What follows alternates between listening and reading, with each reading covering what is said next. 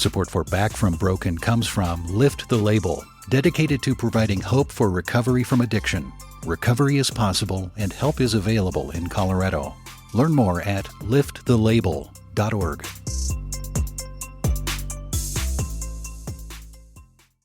Hey, it's Vic. This episode contains a lot of strong language and some vivid descriptions of domestic violence. Please be advised. In 3, 2, 1. For most people, getting married is one of the happiest days of your life. It's something that requires months of preparation and sometimes years of anticipation. When Leah V got married, though, that's not how she felt. It was very, very shady. Actually, I call it my practice wedding. Okay. And I don't count it at all because it was so fucked up. So I just graduated from college, no job. I had to find somewhere to live outside of the campus. So I ended up finding this kind of month-to-month roach-infested apartment in the ghetto. But I'm like, I'm grown now. You gotta do what you gotta do. Leah grew up in a Black Muslim community in Detroit. She was preparing for her wedding day after just graduating college at the age of 19. So it's really interesting because I never really wanted a family. I never really wanted to be married, especially because my mom was divorced so many times. My mom was married and divorced, I think, over 9 times.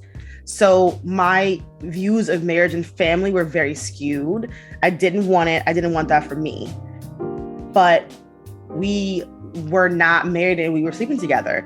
And we both wanted to be devout Muslims. And it was starting to weigh on us very heavily. So we were like, okay, we do like each other or we love each other. We also won't stop sleeping with each other. So the next step would be to get married.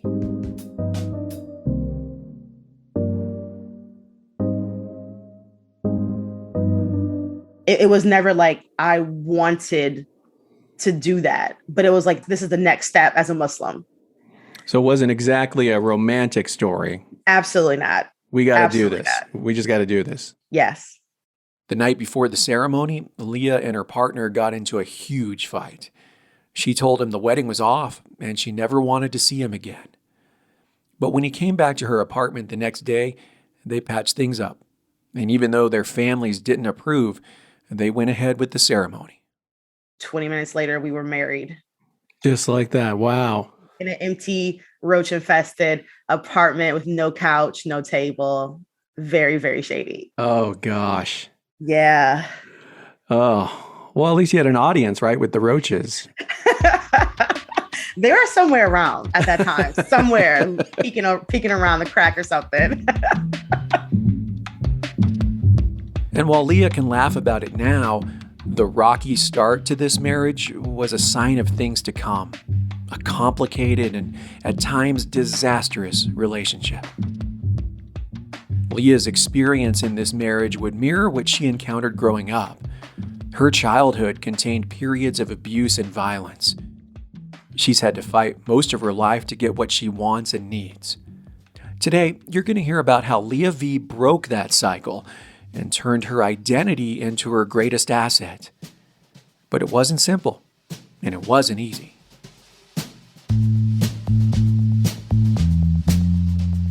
I'm Vic Vela. I'm a journalist, a storyteller, and a recovering drug addict. And this is Back from Broken from Colorado Public Radio. Stories about the highest highs, the darkest moments, and what it takes to make a comeback.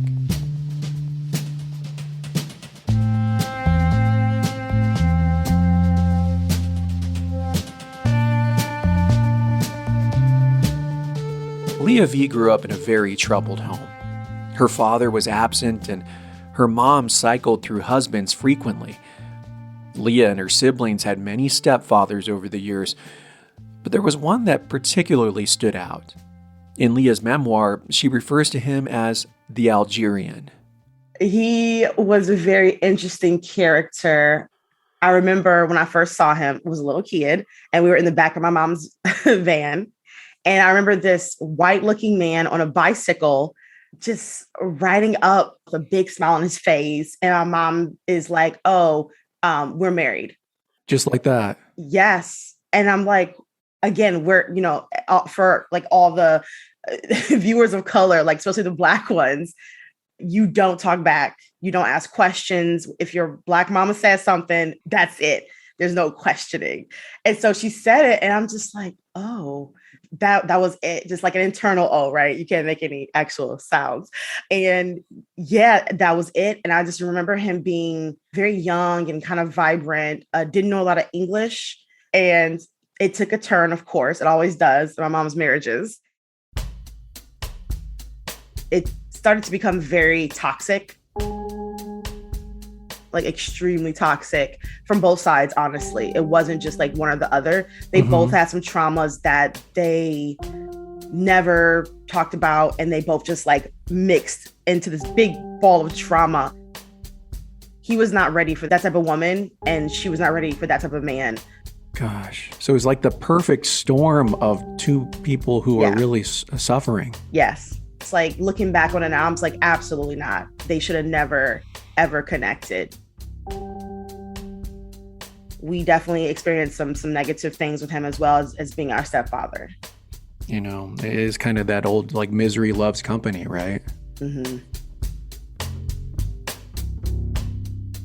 Leah says her mother and stepfather were at constant war, and those fights weren't exactly one-sided. They could both be physically and emotionally abusive toward one another.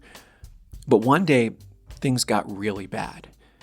Leah remembers being upstairs with some of her siblings, while her mother and stepfather were downstairs along with Leah's baby brother, who was still an infant at the time. I heard a huge knock on the ground on the first floor as if something heavy had hit the floor. And so, of course, like I run downstairs. As I'm running, I hear a piercing scream come from my little brother, who is literally in a blanket still. When I turned the corner, I saw my mom on the ground, kicking her legs up. I see said Algerian stepfather kind of over her.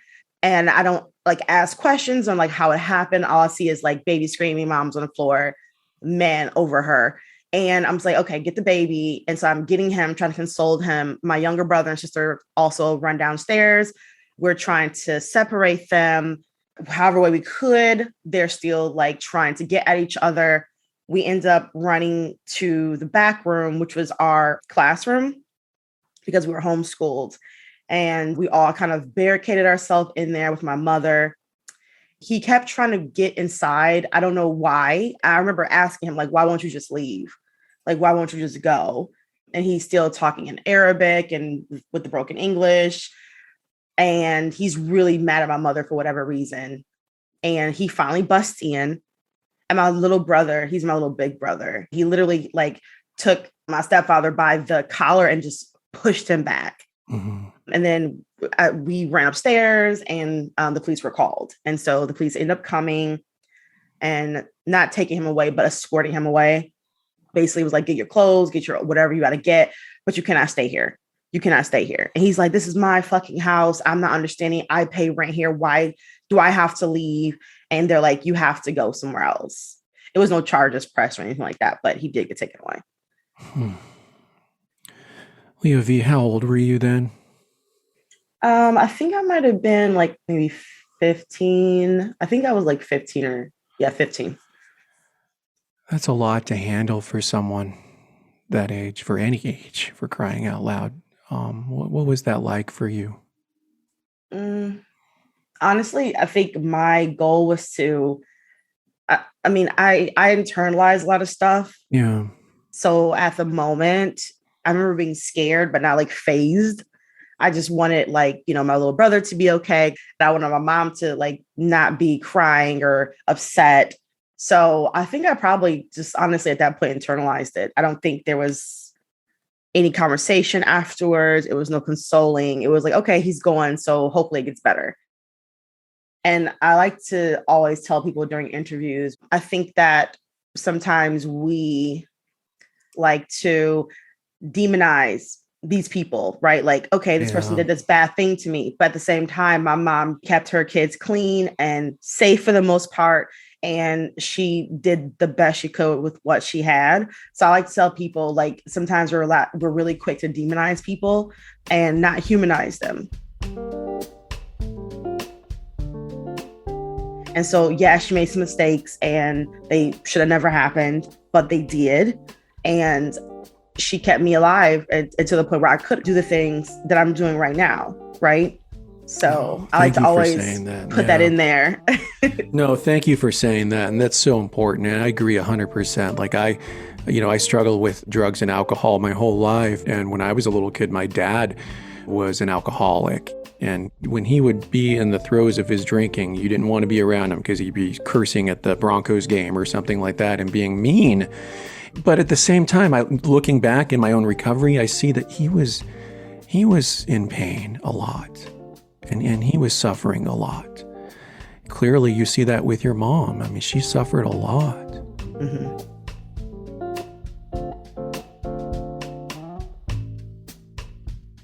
Growing up in this and, surrounded by so much, madness, did you have a form of escape? So I was a very thoughtful child. I didn't really speak much because I didn't feel that I had a voice, number one. And I felt like nothing I said was worth anyone listening to. So a lot of times I internalized conversations and stories. And I think that's why I became obsessed with storytelling at a very young age, because I felt like that was my escape, right?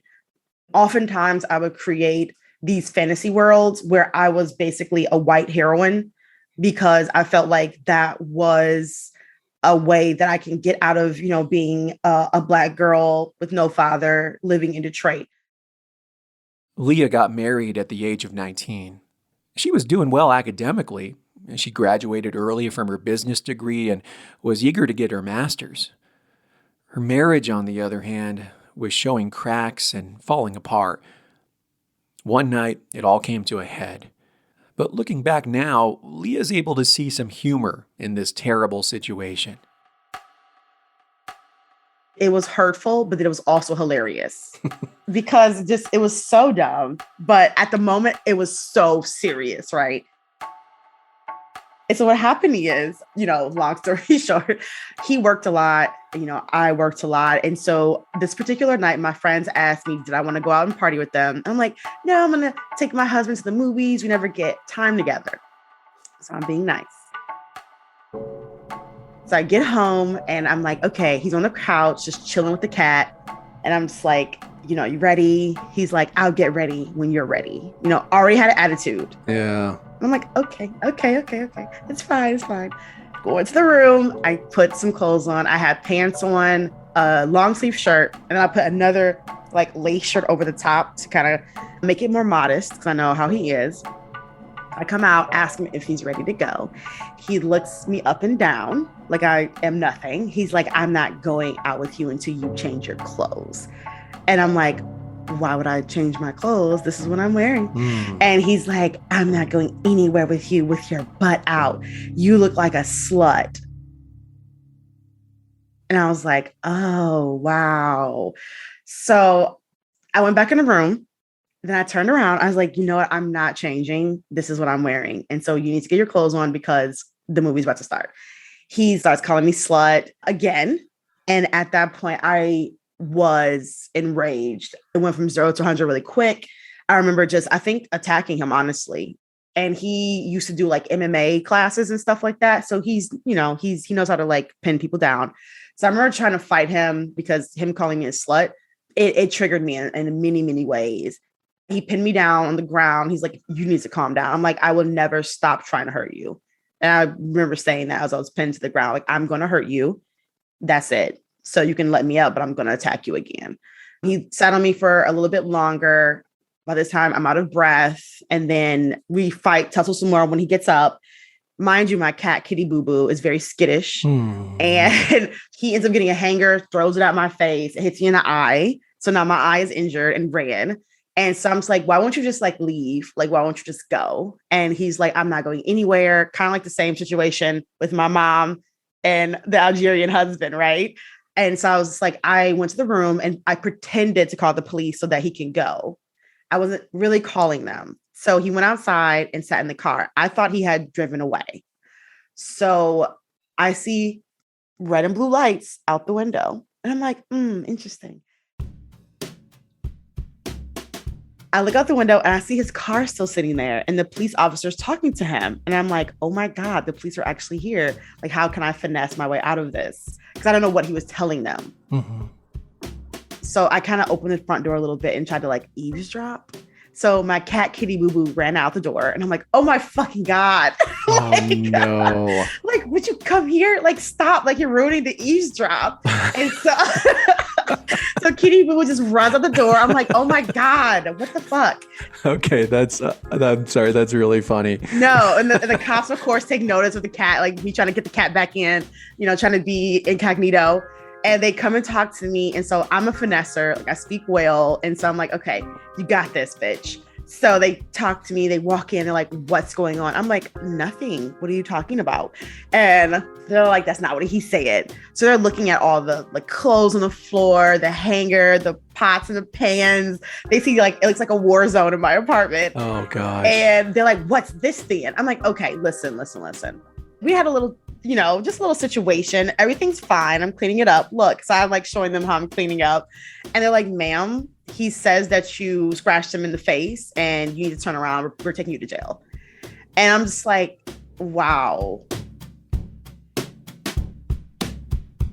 So I drop my phone and they handcuff me and they take me to jail. And I remember asking them to pull back around so I can talk to my ex and tell him about the cat. And so they actually turned back around and like lower the back window. And I just remember saying, please don't hurt Kitty Boo Boo. And just like the window rolled back up, just so dramatic for no reason. He would never hurt the cat. It's just like, I felt like I didn't say that. I love that your last words to your husband at that moment were, please don't hurt Kitty Boo Boo. Mm-hmm. I just think that's amazing. He needs to know that. I understand the laughing about this stuff because my first time being arrested, we were at a grocery store. The cops, my friend was playing with a bunch of weed in the car while I was inside, and then the security guards came and tried to take me out of the store. And I'm flying on cocaine, and I'm in the produce section throwing mangoes at the security officers, and. Not mangoes. Yeah, mangoes. And the funny thing is, do you remember that show Cops? Yes. I was not on Cops, thank God, but I was wearing a black hat that had the logo, Cops logo. Crying. That was the thing that amused everyone in that holding cell. That is hilarious.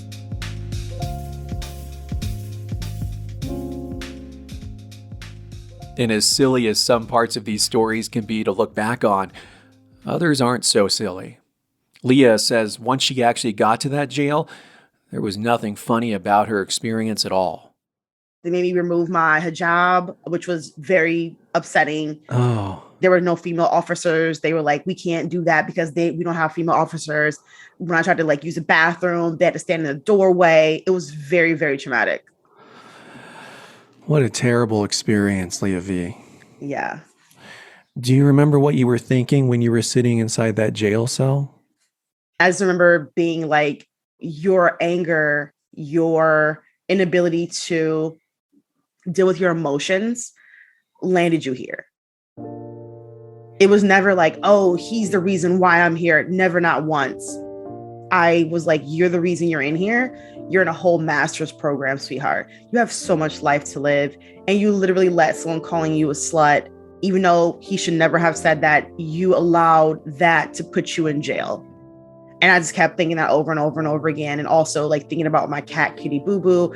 I was like, she needs you. And she lended comfort to me, just even thinking about her when I was in there. And so I definitely thought a lot about how I'm going to change my life around and how I would never put my hands on another human being ever, would never pull out a knife or weapon on another human being. And I've kept my promise of not putting my hands on anybody since then, not wielded a knife at anybody or a pencil, any weapon. Like I've not done that. And I'm proud that I've kept my promise because that really traumatized me. It was a real turning point for you. Yes.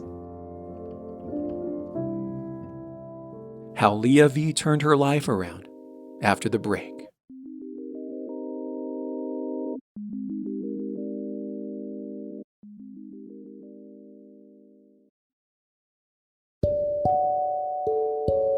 Hey, it's Vic. I really appreciate you being a Back from Broken listener. It means a lot. Now, can you do me a favor? Can you take a moment to find Back from Broken on whatever podcast app you use, like Apple Podcasts or Spotify, and give us a like, a rating, and even a review? If you think what we're doing matters, if you think it's important to talk about recovery with compassion and hope, all you got to do to help spread the word is like, rate, or review this podcast. It really does help other people find Back from Broken. Thanks for listening, and thanks for supporting podcasts from Colorado Public Radio.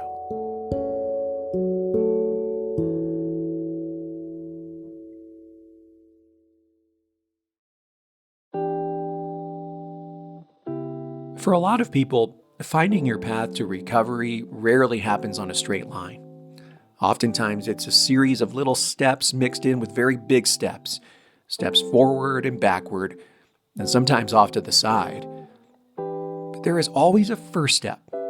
And for Leah V, she knew she needed to take it when she was in college, where she had her first panic attack. I remember the day when I was literally in the shower and I just kind of like fell over and just laid there.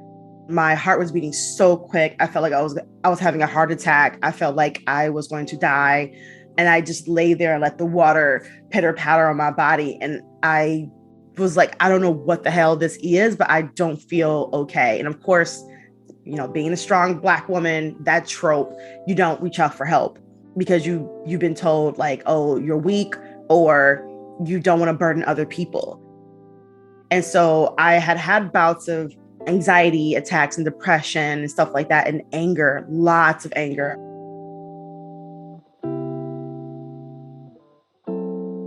But when I did try to reach out, it was, you know, pray more, do better, or it would be don't get on medication because you're not going to be able to get a job if you get on any type of medication. So that's what I was working up against when I would have anything. So I didn't want to go to therapist, psychologist, psychiatrist, anything. So I'm like, they're going to put me on papers. It's going to be in my record forever. Yep. There's that stigma holding us back. Yeah. Yep. Yeah. And so that's why I didn't get help, because I thought like I wouldn't be able to work. So after this 60th panic attack, I didn't know how to handle what I was going through. And so I got a sore on my gums and I couldn't really chew. So I went to the dentist. He's like, it's a stress related like mass on your gums. Wow. And I'm like, that's crazy. My eye was twitching really bad. And so I was like, you know what? You need to get help because I feel like it's just getting worse and you're doing things that are not helping. Well, let me ask you, because I mentioned stigma before, because there is a lot of stigma around going to a therapist and just every day, but then you have the religion component on top of that you had to deal with. Mm-hmm. You've written about that stigma in the Muslim community. How did you overcome that? I think I overcame it by seeing what I didn't want to be. I was surrounded by a shit ton of very mentally ill Muslims, very mentally ill Black family members, a lot of domestic abuse, sexual abuse, drug use, all these things that nobody wanted to talk about, but were basically destroying people and families. And I was like, I don't want to be like that. I don't want to be that person who slowly destroys other people because I'm hurt, like how people try to do me. And I had to make a conscious decision to do something different. And I didn't know where it was going to lead to. I had no fucking clue. Sorry. It's okay. Like I didn't know where, the path of breaking the cycle. Like I didn't know where it was going to lead, but I was like, you can't do this. You can't keep living like this. So I was like, okay, let's do it. Like, it's going to be a lonely path, but it's going to pay off in the end. Like, that was my hope. And I always held hope that something better was out there. And, I'm not that religious. I feel like I'm more spiritual than religious, but I always had hope that if you take the steps to change the narrative. Like, it has to work out in the end. It has to, like, and I hung on to that. But it was lonely because I had to cut people off. I had to create boundaries. But I'm so glad I did it, because I would not be here right now if I continued that path. Therapy really changed Leah's life. But you don't just go to therapy and then your problems magically disappear. It takes a lot of work. And Leah wasn't alone in that work. She needed her partner to make some changes too. Her husband agreed, but he wanted to go see a Muslim therapist, which Leah did not want to do. So they decided to go to a non-denominational therapist and struggled to find common ground. Her husband continued to question Leah's devotion to God and wanted her to change the way she dressed. Leah says he refused to make any compromises, and he often got into arguments with the therapist. He's like, okay, so like, what do you think we should do? Like, what is your, like, what do you think we should do? She's like, honestly, in my opinion, you two should get a divorce. And I will send you guys the invoice in the mail. And I was like, wow, that's crazy. Wow. And he's like, I thought we were doing so good in there. And I'm like, no, she hated you. Did you see the way her like tongue would click and her finger, she would snap the pen up and down, up and like you were physically like bothering her. She just couldn't say anything because she's a therapist. He's like, I thought we were like making headway. I'm like, she hates you. And it was just like, I'm like, wow, like, are you not? Wow. He had zero self-awareness. None. Wow. He's just like, we're doing so well. She's like, get out, get divorced, and here's the bill. So yeah, that was the situation. Well, I mean, it sounds like it needed to end. Yeah. Did you ever lose faith at that time? Oh, of course. During the divorce and then after it was finalized, I definitely was like toggling, is Islam really for me?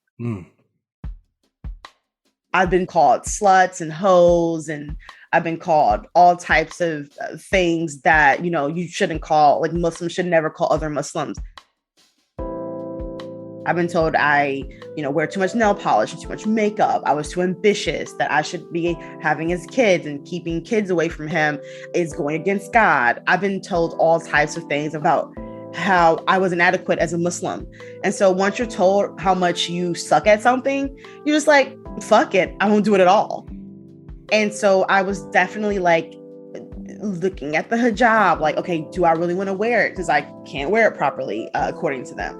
I can't be what they want me to be. So why am I hanging on to being a Muslim so hard? Like, why am I hanging on to something that I can't do?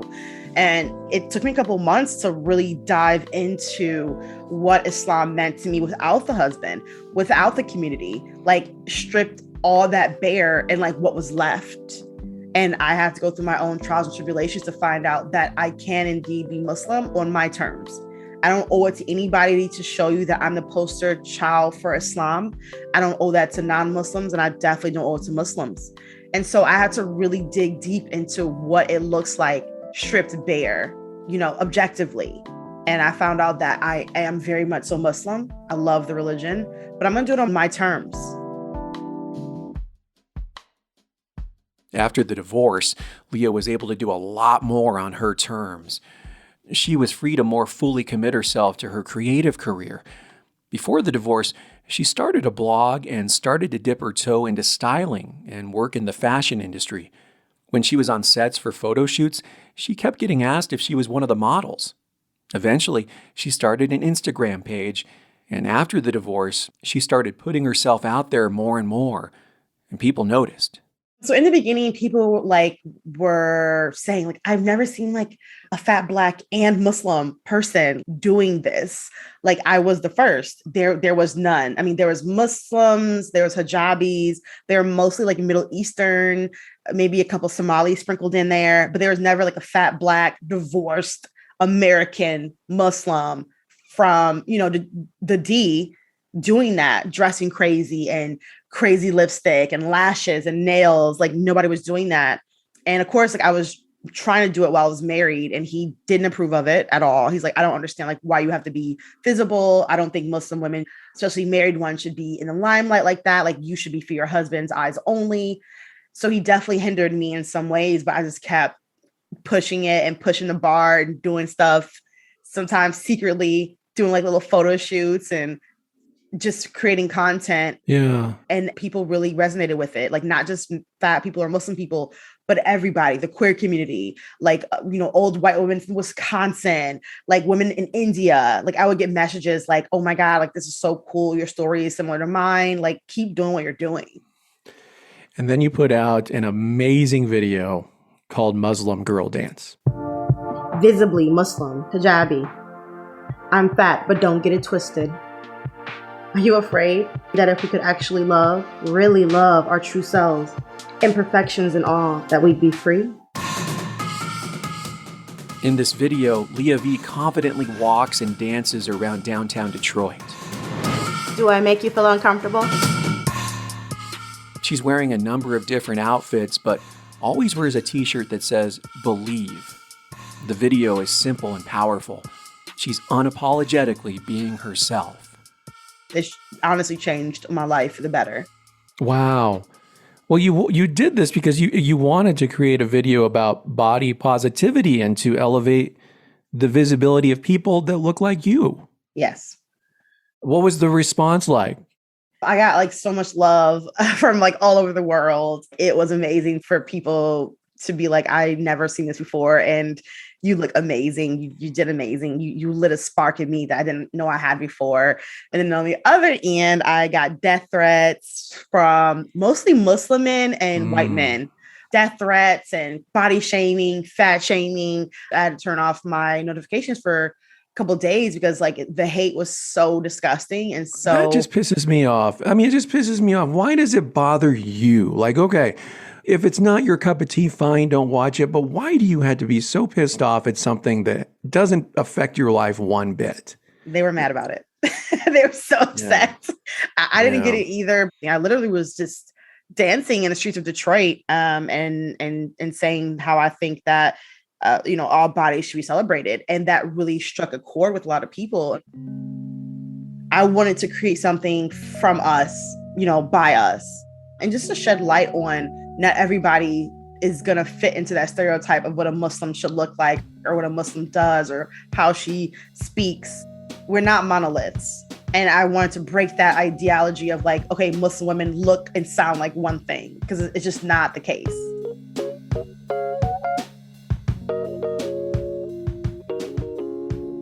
And that's central to what Leah V does now.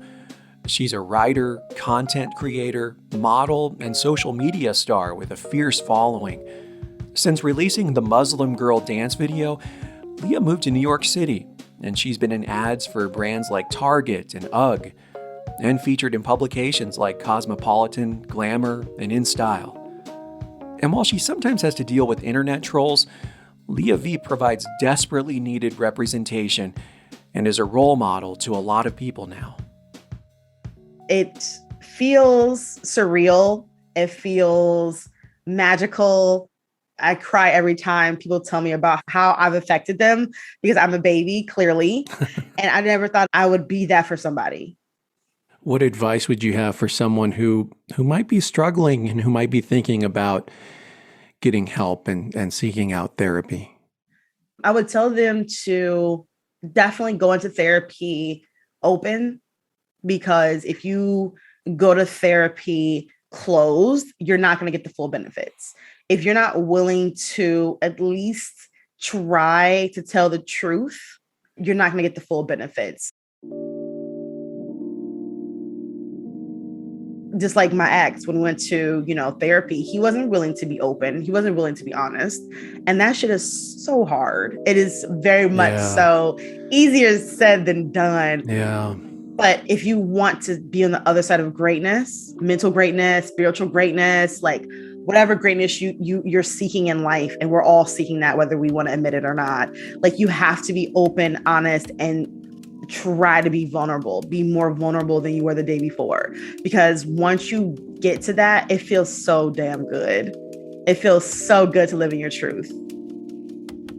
I couldn't put it any better. Like, you are just lifting that weight off that you don't need to carry around. And, I feel silly talking about my problems. No, screw that. You deserve to be happy, and you deserve to share whatever you're going through.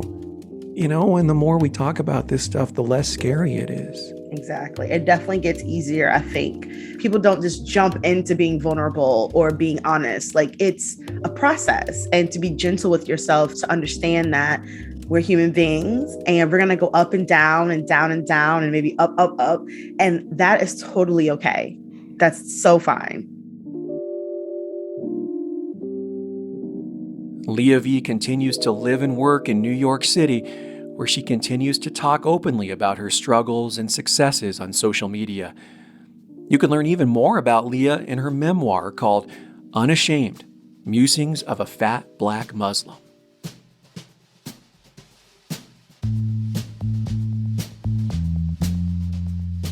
Back from Broken is a show about how we're all broken sometimes and how we need help from time to time. If you're struggling with domestic abuse or mental health issues, you can find a list of resources at our website, backfrombroken.org. Back from Broken is hosted by me, Vic Vela. It's a production of Colorado Public Radio's Audio Innovation Studio and CPR News. Our lead producer today was Rebekah Romberg. Find a list of all the folks who worked hard to make this episode in the show notes. This podcast is made possible by Colorado Public Radio members. Learn about supporting Back from Broken at cpr.org.